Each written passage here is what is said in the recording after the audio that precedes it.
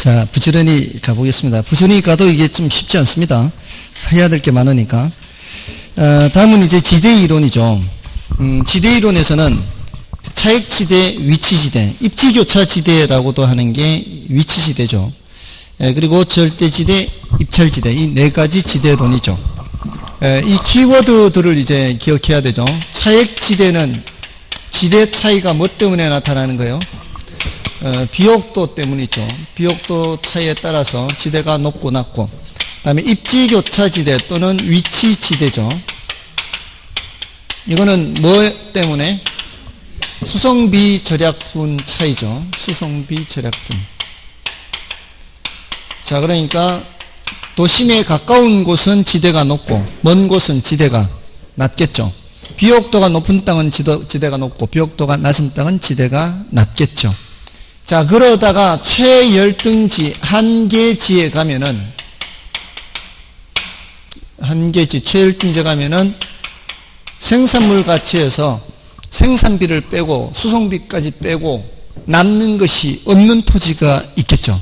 그런 토지는 이런 최열등지 또는 한계지라고 표현을 하고요. 이 두 이론에서 여기서는 지대가 뭐가 되는 거예요? 0이 되죠. 그러니까 지대가 0이 되는 토지가 있어요, 없어요? 있어요. 이 이론에 의하면. 근데 현실적으로는 그런 토지가 있더라, 없더라? 그런 토지는 없더라는 거죠. 그러니까 절대지대론에 가면은 당신들이 이론적으로 이렇게 주장을 했지만 현실적으로는 이런 토지가 없더라. 이거는 토지 소유 자체로부터 지대가 발생한다. 토지 소유 자체로부터 지대가 발생해서 아무리 척박한 땅이라도 지대가 있더라. 토지 소유자가 요구하면은 지대를 줘야 되니까. 그것은 결국은 이런 땅에서 생산비에서 일부가 지주한테 지대로 착취가 되는 거죠. 그러니까 농민들이 충분한 양만큼의 지대를 갖지를 못하니까 춘군기가 되면 이제 굶고 뭐 이런 현상이 나타나는 거죠. 이게 절대지대고요. 여기 이제 맨 위에 이게 이제 고전학파 이론이죠. 이제 지대를 잉여로 보고 불로소득으로 받던 거고요. 요거는 이제 마르크스 경제학이죠. 이게 사회주의 경제학. 여기까지는 농경지 지대론이라고 볼 수 있죠. 근데 이제 입찰지대 이론은 도시지대 이론이죠. 도시토지 주상공입니다. 어떤 용도로 이용하려고 하는 사람들이 그 토지를 경매 붙였을 때 낙찰받는다라고 생각하시라 그랬죠. 낙찰받을 때 제일 안쪽은 누가 낙찰받게 되고요. 상업용이 낙찰받고 그 다음은 주거용, 그 다음이 공업용 이렇게 낙찰받는데 그게 이제 입찰지대라는 게 최대 지불용이익이죠. 최대 지불용이익이고 그래야만 이제 낙찰을 받게 된다는 것이고 실제로 이렇게 해서 낙찰받게 되면은 초과이윤이 0이 되는 수준의 지대를 입찰지대라고 얘기를 하죠. 그래서 요 키워드 위주로 이렇게 정리를 좀 해 두시고요. 이거 문제를 바로 보겠습니다. 자, 문제는 다음 지대론에 관한 설명으로 틀린 것은 1번에 차액지대설에 의하면 경작되고 있는 토지 가운데 생산성이 가장 낮은 토지를 한계지라고 하며 한계지에서는 지대가 발생하지 않죠. 다음에 독점지대설은 토지 소유 자체를 지대 발생의 원인으로 보며 차액지대설로는 설명이 불가능한 최열등지에 대한 지대 발생의 근거를 제시하고 있다. 토지 소유 자체를 지대 발생의 원인으로 보는 것은 어떤 이론이에요? 절대지대설이죠. 절대지대설을 설명할 때 간혹 토지의 독점 소유를 언급은 하기도 해요. 토지를 이제 소유자가 독점적으로 소유하고 있기 때문에 발생한다 하는데 독점지대설은 그게 아니에요. 독점지대설은 생산요소, 특정 생산요소의 독점 소유예요. 특정 생산요소.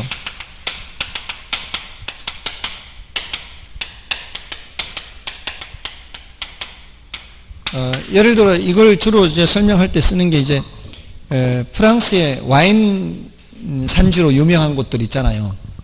프랑스의 와인 산지로 유명한 곳이 뭐 부르고뉴인가요? 뭐 하여튼 뭐 이탈리아도 뭐 와인 생산지로 유명한 곳이 있고 한데 그런 그 독특한 기후, 토양 여기에서 생산되는 포도 그것이 값비싼 와인을 생산할 수 있는 그런 지역이란 말이에요. 그런 지역 외에는 그런 값비싼 와인을 생산할 수가 없어요. 그런 지역의 토지를 갖고 있다면, 그런 경우라면 토지를 빌린다고 할 때 다른 지역에서 빌릴 때보다는 훨씬 더 높은 지대를 줘야 되겠죠. 그런 경우를 말하는, 특별하게 그런 경우 이제 독점지대를 얘기를 하는 거고요. 그 토지 소유 자체를 이제 강조하는 것은 절대지대에 해당하는 겁니다. 그래서 2번이 틀린 거고요. 다음에 위치지대설에서 지대함수는 중심지에서 거리가 멀어짐에 따라 지대가 점점 감소하는 함수이다. 이 거리가 멀어짐에 따라서 지대가 점점 줄어들죠. 이렇게 되는 거죠. 거리가 멀어짐에 따라 지대는 점점 감소입니다. 맞고요.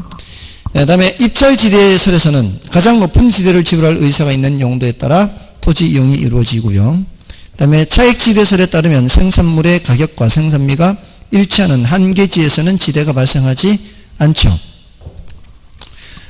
요거는 이 위치지대와 마찬가지로 최열등지 또는 한계지에서는 지대가 발생하지 않죠. 정답은 2번이었고요. 다음에 도시 성장 구조로는, 이거는 이제 동선다에서만 출제가 됐습니다. 지난 10년간 다른 데서는 출제되지 않고요. 동심원 이론, 선형 이론, 다익심 이론 이렇게 순서대로 등장했죠. 제일 먼저 등장한 게 동심원, 그 다음이 선형, 그 다음이 다익심 이론이죠. 조금 전에 지대로는 200년 전쯤부터 이제 등장한 이론이고요. 요거는 100년 전쯤부터 등장한 이론이죠. 시대가 저게 이제 훨씬 더 앞서고 그 다음이 이겁니다. 그래서 그 버제스의 동심원 이론은 가장 오래된 실증 모형 이렇게 돼 있죠. 가장 오래된 실증 모형이라는 얘기는 그 시카고시를 대상으로, 실제 도시를 대상으로 했기 때문에 실증이라고 하는 거예요. 그리고 도시 성장의 구조는 기역, 니은, 디귿, 리을, 미음 그 순서대로죠. 중심 업무 지구부터 천의지대, 근로자 주거지대 또는 저소득 주거지대입니다. 다음에 주거지대, 통근자지대, 요거 순서를 다 기억을 해야 되고요. 그리고 요거 비판을 할 때에는 이제 지나치게 단순화시켜서 도시 성장을 설명을 하고 있죠. 그래서 너무 단순화됐죠. 도시가 어떻게 이렇게 동그랗게 성장하느냐 이 말이죠. 그리고 시카고시만 대상으로 하여 일반성이 결여되어 있다 그래요. 여러분들 왜 그 일반성이라는 건 뭐예요? 대부분이 그래야 그렇다고 동의할 수가 있잖아요. 하나만 보고 대부분이 이렇다, 이렇게 얘기할 수는 없다는 거죠. 그래서 그런 비판을 받습니다. 다음에 이제 선형 이론으로 가서 더 발전시켰죠. 교통망을 따라 원을 변형한 모양으로 성장한다. 이제 부채꼴 모양으로 이렇게 교통망이 있으면 교통망이 있는 쪽으로 도시가 더 성장하기 때문에 원이 변형이 될 수밖에 없죠. 그렇게 부채꼴 모양으로 성장하는데 축이론 또는 부문이론이라고도 하고요. 전체적으로는 원형이지만 교통축을 따라 부채꼴 모양으로 성장하죠. 그리고 고급주택은 교통축 가까이, 저급주택은 고급주택 반대편에 위치하죠. 그러니까 교통축 가까이 고급주택지가 있으면 저급주택지는 그 반대쪽이죠. 그 반대쪽이라는 곳이 대체로 이 경공업지대 주변이죠. 여기가 경공업지대, 경공업지대도 교통축을 따라 형성이 되죠. 그러면 그 주변에 이제 저소득 주거지대가 형성되는 거죠. 근로자들이 사는 곳입니다. 물론 근로자들이 전통적으로 여기 좀 저소득층 여기도 많이 살죠. 동심원 이론에서는 저소득 주거지대가 천의지대 바깥에 이렇게 있잖아요. 이 주거 환경이 안 좋은 곳이죠, 여기가. 그리고 중급자지대는 그 사이에 자리를 잡죠. 이렇게 해서 주거 분리 개념이 나타나는 게 선형 이론이고요. 다음에 이 이론도 비판을 받기를 이제 고급주택지를 지나치게 강조했다는 이제 비판을 받고요. 그리고 과거의 경향을 설명하는 것일 뿐 도시 성장 추세 분석은 미흡하다. 뭐 이렇게 얘기하기도 합니다. 다음에 이제 이 이론들을 좀 더 발전시킨 게 다익심 이론이죠. 요거는 핵이 한 개밖에 없잖아요. 근데 현대 대도시는 대체로 핵이 여러 개가 이제 형성이 되죠. 그래서 여러 핵을 구성하는 이유가 그 동종업종의 집적이익, 이종업종의 이해상반, 그리고 특정 위치나 특정 시설의 필요에 따라서, 그리고 지대 지불 능력의 차이에 따라서. 그래서 기억할 때 동종, 이종, 특정, 지대 이렇게 기억하시라고 그랬죠. 동종업종은 한데 모여 있어야 되고요. 이종업종은 서로 이해상반이니까 따로 떨어져 있고요. 그 다음에 특정 위치나 특정 시설이 필요할 경우에 그 근처에 자리를 잡고요. 지대 지불 능력의 차이에 따라 그게 도심에 자리 잡는 업종, 외곽에 자리 잡는 업종, 그렇게 있는 거죠.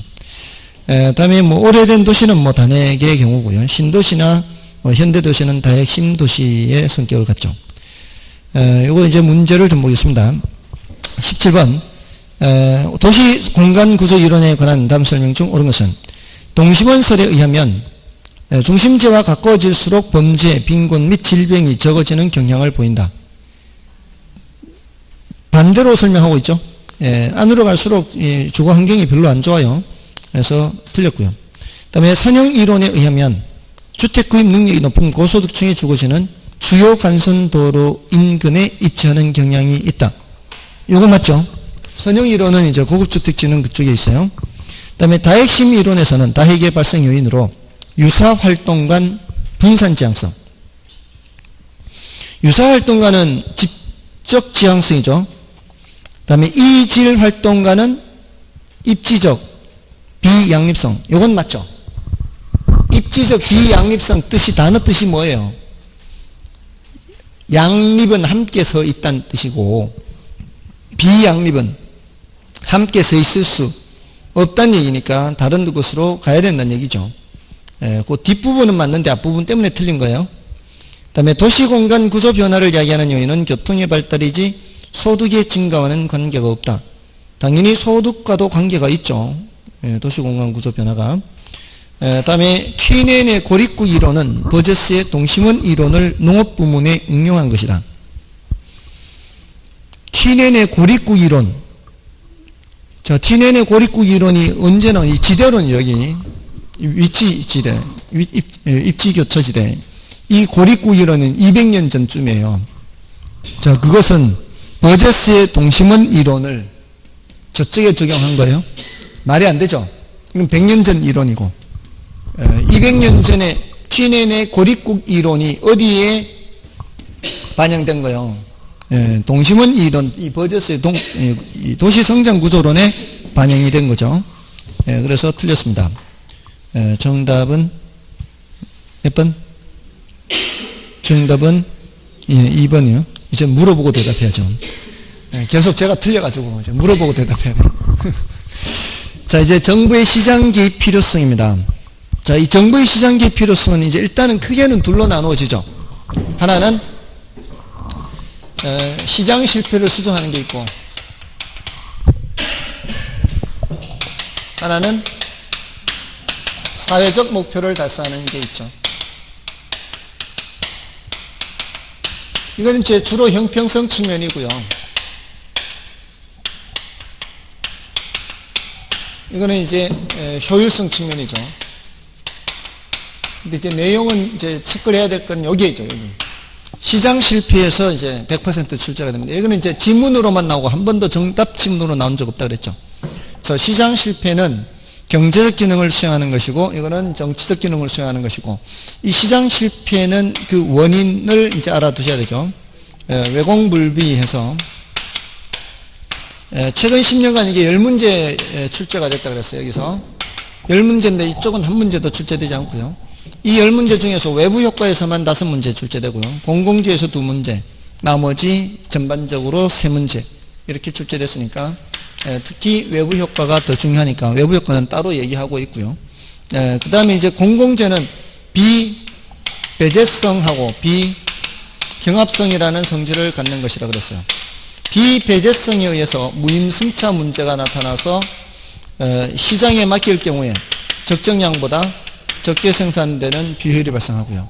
이거는 좀 난이도는 높고 중요도는 낮은데 소비에서의 규모의 경제가 나타날 수 있다. 뭐 이런 얘기였고요.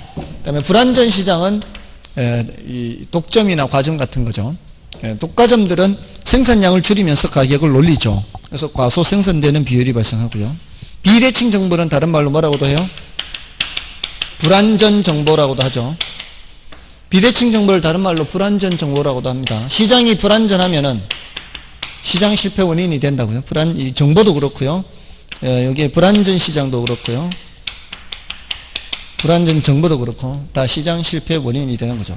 그러니까 앞에 나왔던 질문에 그 부동산 거래 신고 제도 등으로 인해서 정보가 공개됨으로써 효율성이 점차 증대되고 있다. 이런 게 바로 이 효율성을 높이는 거죠. 이게 다 시장 실패를 수정하기 위해서 정부가 개입해서 효율성을 높이는 겁니다. 외부 효과는 따로 이제 더 얘기를 하니까 뒤에서 보고요. 다음에 그 괄호 3번에 정부의 시장 개입과 정부 실패가 있죠. 자, 이거는 시장 실패 원인을 제거하여 시장 실패를 수정하고자 정부가 시장에 개입하지만 자원 배분의 효율성 문제를 개선시키지 못하거나 오히려 악화시키는 것을 정부 실패라고 하죠. 그러할 가능성은 얼마든지 있습니다. 그 정부 실패, 이게 그 효율성이 악화되는 거, 이런 것들을 표현하는 방법이 여러 가지가 있어요. 사회적 후생 손실이라는 말이 있을 수가 있고요. 또는 경제적 순손실, 이런 말도 나오고요. 다 효율성이 떨어지는 겁니다. 사회적 후생 손실, 경제적 순손실, 자원 배분 왜곡,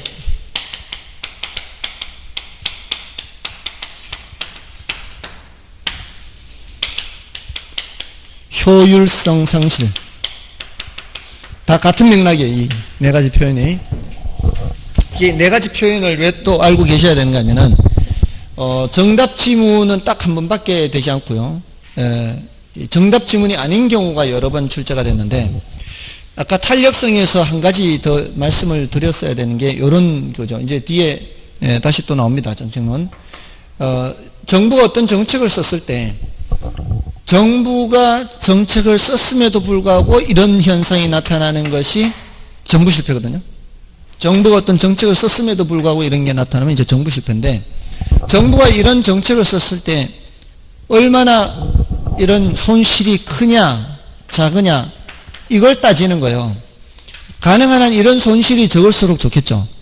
이런 손실이 클수록 정책의 효과는 떨어지는 겁니다. 근데 그게 탄력성으로 얘기를 하는 거거든요.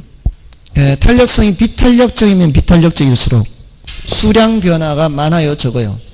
수량 변화가 적죠. 수량 변화가 적을수록 그러한 자원 배분 왜곡은 적게 되거든요. 비탄력적일수록. 영향을 덜 받는다는 의미예요. 사람들이 정책에 따른 영향을 덜 받는다. 완전 비탄력적이면은 정부가 아무리 정책을 써도 생산량의 변화가 없죠. 생산량의 변화가 없으면 이런 손실이 없게 되는 거거든요. 그게 이제 정책에서는 굉장히 사실 중요해요. 정부가 어떤 정책을 썼는데 시장에 미치는 효율성 상실이 크다면 그 정책의 효과는 떨어지는 거니까 별로 안 좋은 거죠. 자, 아무튼 그런 이제 정부가 개입해서 이러한 현상이 나타나는 것을 정부 실패다라고 얘기하고요. 자, 18번 문제를 보겠습니다. 부동산 시장에 대한 정부의 공적 개입과 관련된 설명 중 틀린 것은 불안전 경쟁으로 인한 시장 실패 문제를 보완하기 위해 정부가 시장에 개입할 수 있다. 불안전 경쟁으로 인한 시장 실패 맞잖아요. 불안전 시장, 외공 불비 불. 그다음에 공공재와 외부 효과로 인한 시장 실패 문제를 보완하기 위해 정부가 시장에 개입할 수 있다. 맞죠? 그 다음에 토지 이용 규제는 토지 이용을 사회적으로 바람직한 방향으로 유도하기 위해 토지 이용 행위를 제한하는 방법이다. 맞고요. 정부의 시장 개입은 정부가 의도하지 않은 부작용이 나타나는 등 실패할 가능성도 있다. 맞죠? 정부 실패를 나타내는 옳은 표현이에요. 그 다음에 부동산 시장에서 정보가 비대칭적이라도 자원 배분의 효율성이 달성된다. 여기에 틀렸죠?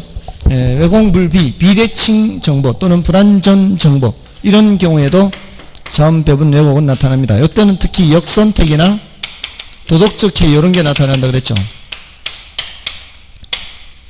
정보가 불완전하기 때문에 나타나는 현상들입니다. 전부 다가. 자, 이런 현상이 나타날 수가 있고요. 다음에 정답은 5번이고, 자, 이제 외부 효과에서는, 자, 외부 효과는 이제 어떤 경제 주체의 경제 활동의 결과가 시장을 통하지 않죠. 이게 이제 대가를 주거나 받지 않는다는 의미죠. 그러면서 다른 경제 주체의 후생에 영향을 주는 것을 외부 효과하고요. 시장 내부에서 발생하는 현상이 아니라 시장 외부에서 발생하는 현상이기 때문에 외부 효과라고 하죠. 외부 효과가 시장 내에서 대가를 주고받게 되는 경우에는 내부화된다라고 합니다. 대가를 주고받기 때문에. 그 외부 효과의 종류에는 이제 외부 경제와 외부 불경제 두 가지 있죠. 정예 외부, 부의 외부. 그 뜻은 여러분이 보시고 그 두 번째 칸을 보시면 정예 외부의 경우에는 적정량보다 과소 생산의 비효율이 발생합니다. 근데 부의 외부에는 적정량보다 과잉 생산 또는 과다 생산의 비효율이 발생해요. 적정량만큼 생산되는 게 효율성이 달성되는 거고요. 그것보다 적어도 문제고요. 그것보다 많아도 문제입니다. 그래서 정예 외부는 주로 보조를 통해 정부가 개입하고요. 부의 외부는 주로 규제를 통해서 정부가 개입합니다. 그리고 이제 그 부동호 방향이 나오고 있는데요. 그 부동호 방향은 이 정예 외부의 경우에는 편익 측면에서 생각하는 게 좀 이해하기가 편하고요. 그러니까 사적 편익보다는 뭐가 커요? 사회적 편익이 더 크죠. 그건 내가 얻는 편익뿐만이 아니라 다른 사람이 얻는 편익도 있다는 얘기죠. 근데 부의 외부의 경우에는 사적 비용보다 사회적 비용이 더 크죠. 그러니까 내가 어떤 그 행위를 함으로써 나한테만 발생하는 비용이 생기는 게 아니라 다른 사람한테도 비용이 발생하는 거죠. 근데 내가 거기에 대한 대가를 지불하지 않는 거죠. 그렇게 생각하는 게 좀 더 이해하기가 편합니다. 그리고 이제 정예 외부에는 핀피 현상이 나타나고 부외부는 님비 현상. 그리고 생산 과정에서 나타날 수도 있고 소비 과정에서 나타날 수도 있다. 다음에 구체적으로 우리 시험에서는 그 외부 효과와 시장 균형해서요.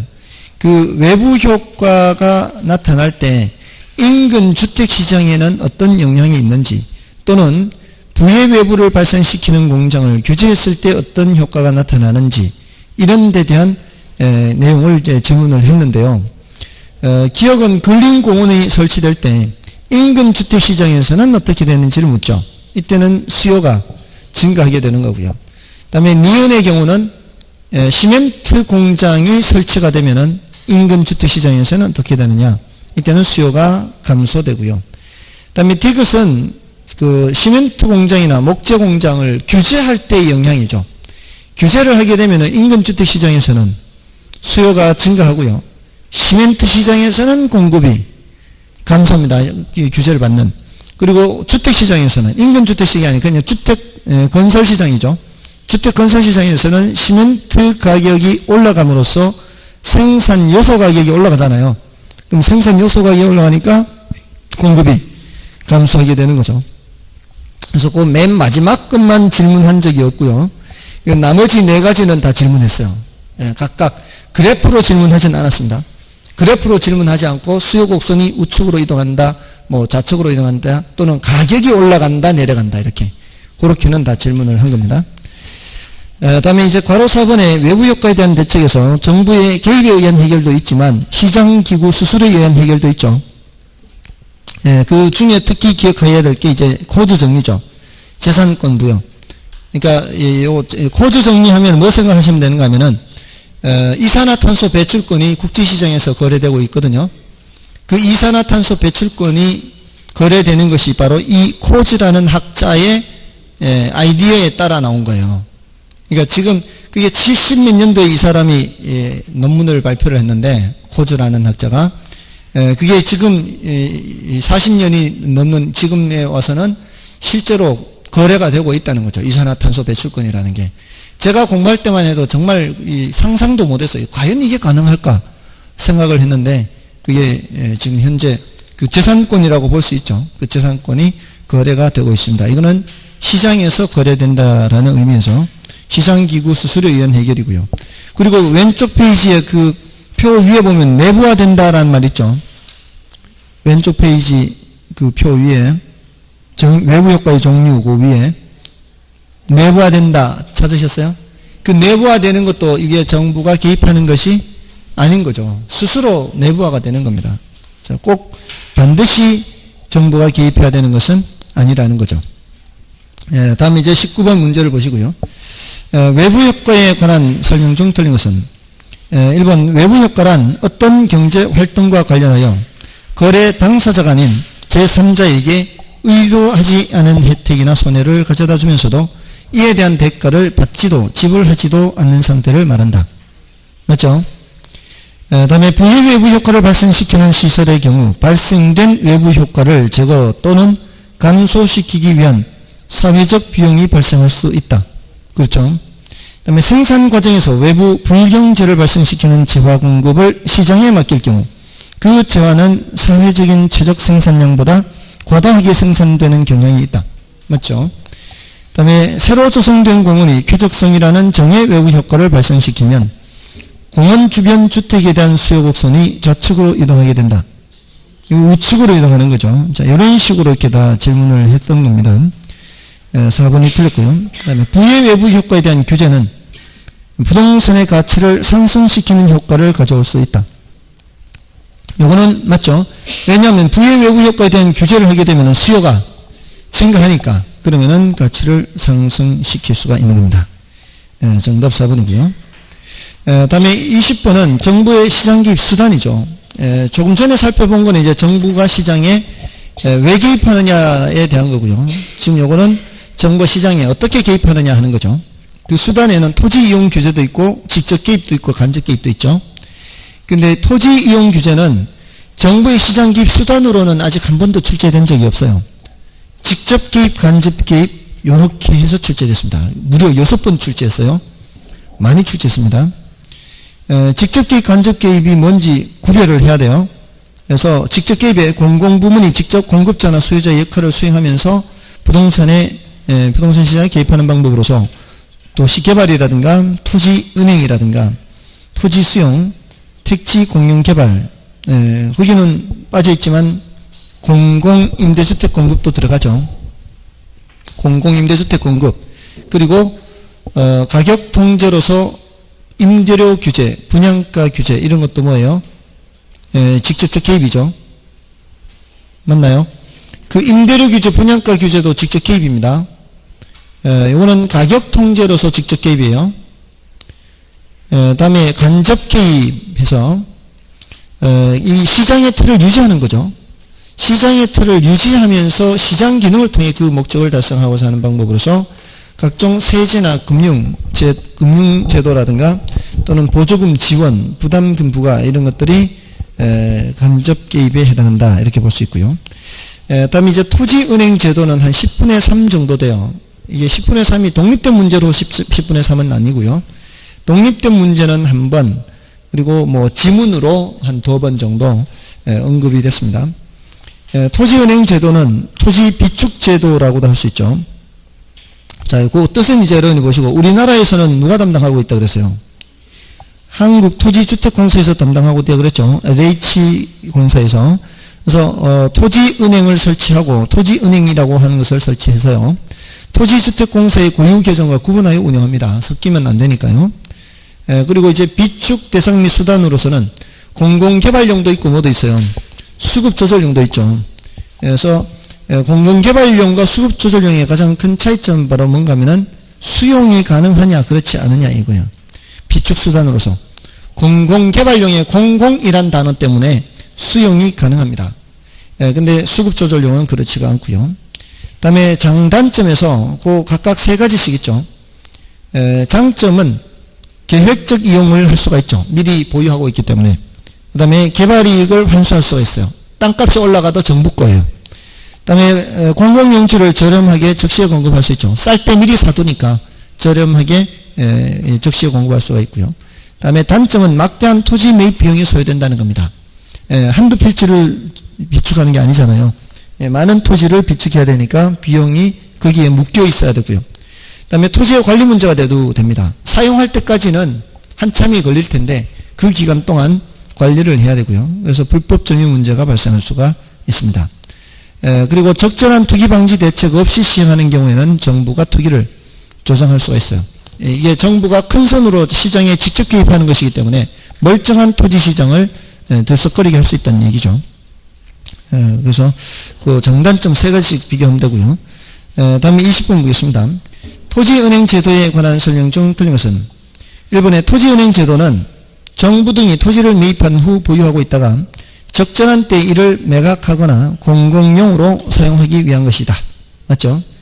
그다음에 토지 선매를 통해 미리 사는 거죠. 선매를 통해 장래 필요한 공공시설 용지를 적기에 저렴한 수준으로 공급할 수 있다. 맞고요. 토지은행 제도는 토지시장에 대한 정부의 직접적 기입 정책이다. 맞죠? 정부가 수요자로서 직접 기입하는 것이고요. 그 다음에 적절한 투기방지 대책 없이 대량으로 토지를 매입할 경우 집가 상승을 유발할 수 있고요. 이것도 맞고요. 우리나라의 토지은행은 한국토지주택공사에서 관리하고 있으며 수급조절형 비축토지는 수용이 가능하다는 점이 공공개발용 토지 비축토지와 다르다. 이게 바뀌어있죠. 수급조절용은 수용이 안됩니다. 그래서 정답은 5번이고요. 다음에 지역지구제입니다. 지역지구제에서는 그 목적이 제일 중요하다고 그랬죠. 목적이 워낙 자주 나오니까요. 이거는 이제 어울리지 않는 토지 이용을 규제함으로써 부의 외부 효과를 제거하거나 감소시키는 데 있고요. 그 내용 및 효과에서 그 효과는 좀 중요도가 낮다 그랬어요. 효과는 중요도가 낮은데 뒤에 임대료 보조 효과와 정확하게 일치합니다. 그 구조가. 어떤 정책을 썼을 때 이제 시장에 영향을 미치잖아요. 시장에 영향을 미치는 게 이제 수요 공급에 영향을 미칠 거 아니에요. 그것이 이제 수요 공급의 수요나 공급 우선 이동으로 나타나는데 지역지구제를 시행하게 되면은 뒤죽박죽이던 동네가 살기가 좋은 동네로 바뀌면서 어떻게 돼요? 수요가 증가하겠죠. 수요가 증가하면은 이렇게 이게 이제 단기 효과예요. 단기 효과. 이게 임대료 보조하고 구조가 똑같아요. 임대료 보조하면 뭐 생각하시라 그랬었죠? 달동네 생각하시라 그랬어요. 임대료 보조하면은 달동네 그 저소득층들한테 보조를 하면은 수요가 증가하죠. 수요가 증가하면은 가격이 올라가죠. 가격이 올라가면은 기존 임대인 또는 기존 공급자는 뭘 얻는다 그랬어요? 초과이윤을 얻는다 그랬고요. 이 초과이윤을 얻게 되면은 공급자들이 돈 되니까 장기적으로 공급을 증가시키는 거죠. 근데 여기 이제 달동네 생각할 때는 공급이 증가할 때는 새로 지어 공급이 증가하는 게 아니라 하향 여과를 통해서 공급이 증가한다라고 했었죠. 그래서 가격이 내려가고요. 가격이 내려가면 초과이윤이 사라지죠. 이게 구조가 똑같다고요. 다만 이제 이게 임대료 보조에서는 달동네에서 나타나는 현상을 생각하면 되는 거고요. 지역지구제에서는 뒤죽박죽으로 혼재되어 있던 지역을 이제 주거지역, 상업지역, 공업지역으로 나누는 것을 얘기를 하는 겁니다. 그래서 장기적으로는 공급이 증가하는 것은 이제 이렇게 되는 거죠. 이렇게. 단기적으로 수요 증가, 장기 공급 증가. 그래서 올랐던 가격이 내려가는데 똑같은 가격 수준, 최초 가격 수준과 똑같은 가격 수준인 것은 비용 일정 산업을 전제로 하는 거고요. 비용 증가 산업의 경우에는 여기서 멈추죠. 다 증가하는 게 여기까지 오는 게 아니고 여기서 멈추는 거죠. 이건 비용이 증가하기 때문에 공급이 증가하는 과정에서 생산 요소 가격이 올라가는 거죠. 그래서 앞에서 생산 요소 가격이 올라갈수록 더 비탄력적이라고 했잖아요. 생산 요소 가격이 올라갈수록 공급이 더 비탄력적이다. 그 소리가 뭐예요? 더 많은 양을 생산을 못하고 생산량을 조금밖에 못하는 거죠. 수량 변화가 적다는 거예요. 그래서 여기가 이렇게 되는 거죠. 근데 비용 감소 산업에서는 여기까지 되는 거죠. 그게 이제 그 그래프의 의미예요. 근데 중요도는 낮다 이렇게 볼 수가 있고요.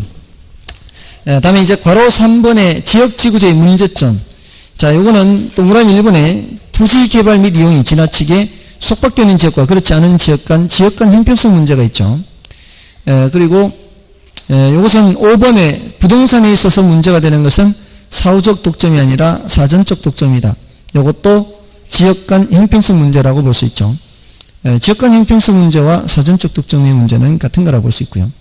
다음에 2번에 지나치게 많은 면적의 과잉 지정은 위치별 토지 특성을 살린 효율적 이용을 제어할 수가 있다거나 계획 수립과 집행 간의 시차에 기인하는 상황 변화에 대처하기가 곤란하다거나 획일적인 지역지구 지정은 지역 특성이 반영되지 못한다라거나 이런 것들이 모두 다 경직성 문제에 해당한다 볼 수가 있습니다.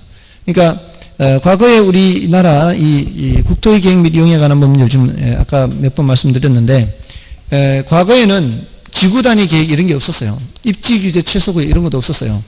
그러니까 과거에 그런 게 없을 때는 어떤 상황에 따라 신축적으로 적용하는 게 부족했던 거죠. 그게 바로 뭐예요? 경직성 문제죠. 그러니까 경직성 문제에 대한 대책들이 지금은 많이 도입이 된 겁니다. 그래서 지구 단위 계획이다, 입지 규제 최소 구역이다 이런 것들이 전부 다 경직성 문제에 대한 보완으로서 등장한 거라고 보시면 돼요. 이런 경직성 문제가 있고요. 그래서 지금 오른쪽에 그 괄호 4번의 지역지구제 문제점에 대한 대책에서 형평성 문제에 대한 보완으로서 개발권 양도제, 이건 앞에서도 봤죠. 공간성에서 봤지 않습니까? 그 개발권 양도제가 바로 이 형평성에 대한 보완으로서 등장하게 된 거고요. 그 다음에 지역지구제의 경직성을 보완하는 정책으로서 계획단위, 이게 지구단위 계획이죠. 이제 공법에서는 지구단위 계획이라 하고요. 결론에서는 이론적으로는 계획단위 개발 이렇게 얘기하는 겁니다. 그리고 보상지역제도 시행하고요. 인센티브를 주죠. 뭐 녹지공간을 확충한다거나 할 때 이런 것들이 다 경직성을 보완하는 정책이라 볼 수 있습니다. 자, 21번 문제를 보시고요. 토지 이용 규제에 관한 설명으로 드린 것은 지역지구제는 토지 이용에 수반되는 부의 외부 효과를 제거하거나 완화시킬 목적으로 지정된다. 맞죠? 이게 가장 많이 나오는 중요한 주제고요. 그 다음에 용도지역지구제는 토지 이용 계획에서 토지 기능을 계획에 부합되는 방향으로 유도하기 위하여 마련한 법적, 행정적 장치라 할 수 있다. 맞죠? 그 다음에 3번 용도지역지구제는 토지 이용을 제한하여 지역에 따라 지가의 상승 또는 하락을 야기할 수도 있다. 그럴 수 있죠. 의도한 것은 아닐지라도 일부러 그러지는 않을지라도 결과적으로 그렇게 되지 않습니까? 그 다음에 국토의 계획 및 이용에 관한 법령상 용도지역과 용도지구는 중첩해서 지정할 수 없다. 이게 틀렸죠? 이 용도지역을 지정한 상황에서 그 위에다가 용도지구를 지정할 수 있고요. 용도지역은 중첩해서 지정할 수가 없죠. 용도지역은 상호 이렇게 중첩해서 지정할 수 없고 어느 하나만 해야 되는데 아무튼 용도지역, 용도지구, 용도구역 용도구역도 중첩해서 지정할 수 용도구역 중첩해서 지정할 수 있어요 없어요? 지정할 수 있죠. 용도구역 시, 수, 도, 입 이런 거 있잖아요. 개발 제한구역 시가화 조정구역 도계시수인가요? 도시자연공원구역 그 다음에 수산자원보호구역 이런 것들 입지 규제 최소구역도 들어가나요? 그게? 안 들어가나요? 거기에는? 여기에 이제 어차피 저기 들어가 있으니까 어차피 저기 들어가 있으니까 뭐 안 넣을 수도 있고 뭐 넣을 수도 있는데 아무튼 뭐 그렇게 해서 그것도 너무 복잡하더만요. 아무튼 할 수 있을지 모르겠습니다. 앞으로 시간이 딱 4주 남았죠. 4주 제가 공부만 하는 게 아니고 저도 수업하러 왔다 갔다 해야 될 거 아니에요. 더군다나 일요일날 특강도 있고 이제 앞으로 쉽지 않아요. 자, 이 내기는 해놨는데 100만원 내기예요. 안팎으로 200만원이에요. 왜냐하면은 내가 이기면 100만원을 받을 거를 지면은 100만원을 줘야 되니까 200만원인 거죠. 안팎으로. 그러니까 100만원씩 묻어놓은 거예요. 지금 100만원씩 묻어도 200만원이 있는 거예요. 지금 이기면 내가 가져오는 거고 지면은 상대가 가져가는 거고 조금 더 세게 할 걸 그랬어요. 조금 더 세게 하면 제가 더 열심히 할 거니까. 예? 지금이라도 올릴까요? 자, 아무튼 자 이제 가격 상한제를 좀 보시고요. 이건 굉장히 중요하죠. 지금 5번 질문 아직 안 끝냈죠. 그 지구 단위 계획을 통해 토지 이용을 합리화하고 그 기능을 증진시키며 미관을 개선하고 양원 환경 확보, 일증 개양했었죠. 도시군 계획 수립 대상 지역 일부에 대하여 그 기능을 증진시키며 미관을 개선하고 양환경. 맞죠? 정답은 4번이었고요. 다음에 이제 가격상한제 최고 가격 규제죠. 자, 여기는 임대료 규제도 있고, 분양가 규제도 있죠. 성격이 거의 비슷합니다. 이제 임대료 시장이냐, 임대 시장이냐, 분양 시장의 차이밖에 없죠. 자, 의의를 보시면, 시장 균형 임대료가 임차인들이 부담하기에 높다고 판단되는 경우, 균형 임대료보다 낮은 수준으로 최고 임대료를 설정하여 그보다 낮게 거래하도록 하는 정책이죠. 의도는 누구를 위한 거예요? 임차인들을 위한 거죠. 근데 결과적으로 안 좋아질 수가 있는 거죠. 미연에 규제 임대료가 균형 수준보다 높은 경우에는 시장에 아무런 영향을 미치지 않죠. 이것도 많이 질문했습니다. 다음에 효과에서는 임대인 입장에서는 자, 돈이 안 돼요. 돈이 안 되니까 어떻게 해요? 공급을 줄이죠. 물론 이때 전환 비용을 고려합니다. 제가 아는 사람도 카페로 바뀌었다 그랬잖아요. 카페로 바꿨는데 카페 바꾸려면은 이 전환 비용이 발생하죠. 근데 그렇게 바꾸는 것이 수입이 더 크다면 당연히 바꾸는 거죠. 물론 아파트 같은 경우는 그렇게 전환을 할 수가 없고요. 어쩔 수 없이 이제 세를 놓거나 뭐 이렇게 해야 되겠지만 분명히 그런 사람들이 생긴다는 거죠. 그리고 주택에 대한 투자를 기피해서요. 임대주택의 질적 저하 현상이 나타나게 됩니다. 그리고 임차인들은 수요를 증가시켜요. 자, 공급이 줄어들지 않아도 수요가 증가하면은 주택을 구하기가 어려워요. 거기에다가 주택 공급까지 감소해버리면은 집을 구하기가 더 어렵습니다. 이동을 하고 싶어도 이동을 못하는 거죠. 그러니까 이동이 저하되고 교통비, 혼잡비가 증가하는 겁니다. 그 다음에 시장에서는 초과 수요가 발생하고요. 그리고 임대 부동산이 부족한 현상이 나타나고 그렇게 되면은 암시장이 나타납니다. 그러니까 규제 가격보다 더 높은 임대료를 줘가면서 거래를 하게 된다는 거죠. 그래서 음성적 지불이 수수되고 규제 가격과 암시장의 이중 가격이 형성이 될 수가 있습니다. 그리고 분양가 상한제는 이거는 분양시장에서의 가격 상한제죠. 그래서 신규 주택 분양가를 시장 균형 가격보다 낮게 규제하는 정책이죠. 자, 여기서는 공급자가 이제 건설사가 돼요. 건설사는 수익성이 악화되니까 공급을 줄이고 고급 자재를 사용할 리가 없죠. 주택의 질적 저하 현상이 나타나는 건 똑같아요. 그리고 수요자 입장에서는 전매 차익을 노린 투기적 수요가 증가해서 시장에서는 초과 수요가 발생하는 건 똑같아요. 그리고 분양 물량 감소로 균형량은 감소하고요. 신규 주택 가격보다 중고 주택 가격이 더 높은 현상이 발생합니다. 여기서 이제 전매 차익이 발생하는 거죠. 그래서 이런 부작용이 나타나기 때문에 결국 분양가를 자율화해야 된다는 얘기가 나오고요. 시장에 이제 수요 공급 작용이 맡기는 게 자율화죠. 자, 이렇게 되면 이제 효과가 어떻게 돼요? 분양가가 올라가겠죠. 그러면은 공급이 증가하겠죠. 그러면 시장의 물량이 늘어나게 되면은 중고주택 가격은 하락하게 됩니다. 물량이 늘어나기 때문에. 그리고 분양가와 중고주택 가격의 차이인 전매 차익이 사라지게 됩니다. 그러면서 투기적 수요는 줄어들게 되고요. 다음에 분양가 상승으로 저소득층의 자가주택 취득이 곤란해지는 또 이런 문제가 있습니다. 이게 저소득층 집을 마련하기가 좀 어려워진다는 거죠.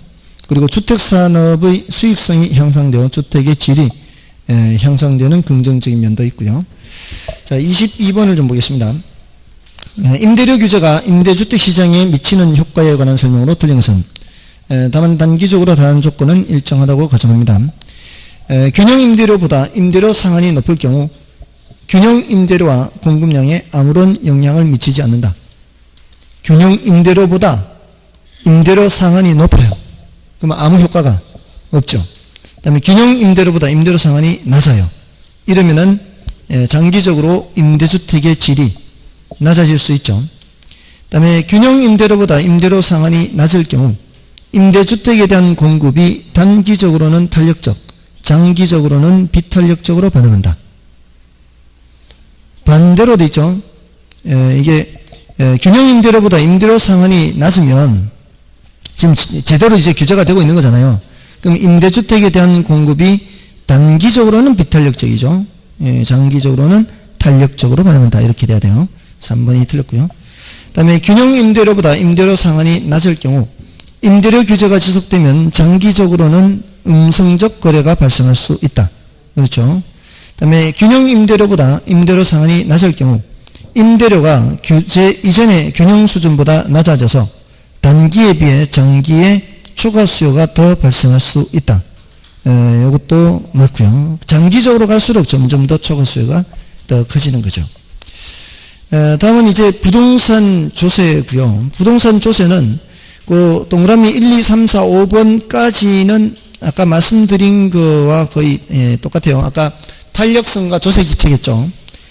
더 탄력적일수록 덜 부담한다. 더 비탄력적일수록 더 부담한다. 이건데 그 그림이 이제 1, 2, 3번의 내용은 그 그래프에서 PT라는 거 있죠. 맨 위에.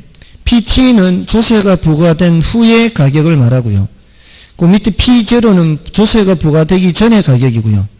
P1은 조세가 부과된 후에 세금을 납부하고 난 후의 가격입니다. 그러니까 PT는 수요자 입장에서 느끼는 가격이고요. P1은 공급자 입장에서 느끼는 가격이에요. P0는 조세가 부과되기 전입니다. 그러니까 수요자들은 조세가 부과되기 전보다 가격이 올랐다라고 생각하는 거고요. 공급자들은 조세가 부과되기 전보다 가격이 떨어졌다, 내렸다라고 생각하는 거죠. 그러니까 공급자 입장에서는 예전보다 수입이 적어지는 거고요. 공급자 입장에서는 지출이 더 많아지는 거죠. 그 차액이 바로 세금인 거죠. 그래서 누가 더 많이 부담하느냐 해서 PT 빼기 P0는 누구 부담이에요? 수요자 부담이에요. 거기에 이제 그만큼 돈을 더 줘야 되니까. 공급자는 P0 빼기 P1이 공급자 부담이다 라는 걸 나타내는 그래프입니다. 여기서 누가 더 많이 부담하는 것으로 나와 있어요? 수요자가 더 많이 부담하는 것으로 그 윗부분이 더 높죠. 그건 수요가 더 비탄력적이기 때문에 더 크게 그려진 거죠. 수요 곡선이 더 완만해질수록 윗부분을 아랫부분으로 내리 누르기 때문에 점점 부담이 수요자가 작아지면서 공급자는 부담이 커지게 되는 겁니다. 자, 그 내용이고요. 다음에 그 밑에 6번의 양도소득세 부과의 동결 효과는 이 양도소득세를 그 동결 효과란 기억에 부동산의 자본이득에 대해 중과세하는 경우 소유자들이 자산 매각 시기를 늦춤으로써 공급이 감소하여 부동산 가격이 오히려 상승하게 되는 현상을 동결 효과라고 하죠. 그 양도소득세 중과를 통해 정부가 얻으려고 하는 효과는 투기적 수요를 감소시킴으로써 부동산 가격을 안정시키고자 하는 거죠. 원래 의도는 그렇죠. 그러나 동결 효과가 나타나게 되면 부동산 가격이 오히려 상승하게 되는 문제가 발생하고요. 다음에 부동산 조세의 자원배분 효과, 아까 말씀드렸죠. 공급곡선이나 수요곡선이 비탄력적일수록 부동산 조세의 자원배분 효과가 적고요. 공급곡선이나 수요곡선이 완전 비탄력적이면 조세가 자원배분을 전혀 왜곡하지 않게 되는 거죠. 완전 비탄력적이면 전혀 왜곡이 없습니다. 그리고 헨리 조지는 지대에 전액 조세를 부과하고 다른 종류의 세금을 모두 없애더라도 재정을 충당할 수 있다는 토지 단일세를 주장했죠. 이거는 바로 이 공급곡선이 수직인 걸 전제로 하는 겁니다. 공급곡선이 수직이면은 전액 세금을 매기더라도 자원배분 왜곡이 없죠. 그리고 불로소득에 대해서 세금을 매긴다라고 주장을 하는 거죠. 뒤에 문제를 좀 보시고요. 부동산 조세의 경제적 효과에 대한 설명 중 틀린 것은 다른 조건은 일정하고요. 1번에 공급의 가격 탄력성은 탄력적인 반면 수요의 가격 탄력성은 비탄력적인 시장에서 어떻게 읽으라 그랬죠? 공탄, 수비탄 이렇게 해서 읽으라고요. 그게 훨씬 더 빠릅니다. 공탄, 수비탄. 공탄, 수비탄 하면은 누가 더 탄력적인 게 나온 거예요? 공급이 더 탄력적인 게 나온 거잖아요. 자, 이럴 때 세금을 이제 부과하는 거예요. 세금이 부과될 경우 실질적으로 누가 더 많은 세금 부담이에요? 수요자가 더 많은 세금 부담이죠. 수요자가 더 많은 세금 부담. 맞죠? 그 다음에 2번 양도소득세가 중과되기 전보다 중과 후 주택 거래량이 줄어들 것이다. 맞죠? 그 다음에 부동산의 조세를 중과하면 매수인이 지불하는 가격은 조세가 중과되기 전보다 낮아진다. 이게 아니잖아요. 조금 전에 말씀드렸잖아요. 수수료를 부과하면 수요자 입장에서는 가격이 올라가는 거죠. 3번 틀렸습니다. 다음에 임대주택의 재산세가 중과되면 증가된 세금은 장기적으로 임차인에게 전가될 수 있다. 그렇죠. 결국은 임차인에게 이제 전가될 수밖에 없습니다. 다음에 토지 공급 곡선이 완전 비탄력적인 상황에서는 토지 보유세가 부과되더라도 자원 배분의 왜곡이 초래되지 않죠. 맞고요. 정답은 몇 번? 3번이죠. 이렇게 질문하고 대답하면 이제 저도 안 틀리죠. 익숙하게. 자, 이제 임대료 보조부터는 좀 쉬고 하겠습니다.